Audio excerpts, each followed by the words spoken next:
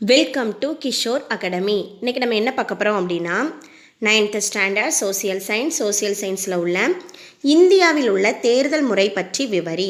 இந்த 2 மார்க் கொஷினுக்கு ஆன்சர் என்னன்னு பார்க்கலாமா? இந்திய தேர்தல் முறை இங்கிலாந்தில் பின்பற்றப்படும் தேர்தல் முறையினை பின்பற்றி ஏற்றுக்கொள்ளப்பட்டது. இந்திய தேர்தல் முறை இங்கிலாந்தில் இருக்கிற தேர்தல் முறையை தான் பின்பற்றி ஏற்றுக்கொள்ளப்பட்டது.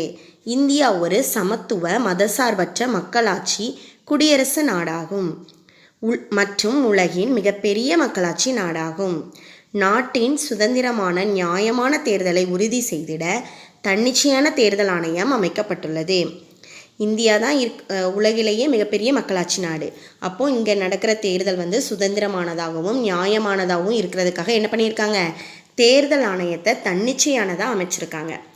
தற்போது தேர்தல் ஆணையமானது ஒரு தலைமை தேர்தல் ஆணையர் மற்றும் 2 தேர்தல் ஆணையர்களை உள்ளடக்கியுள்ளது.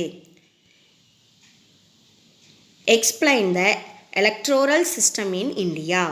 The electoral system in India has been adopted from the system followed in the United Kingdom.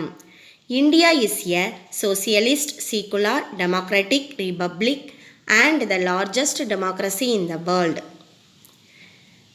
Indian Constitution provides for an independent election commission in order to ensure free and fair election in the country.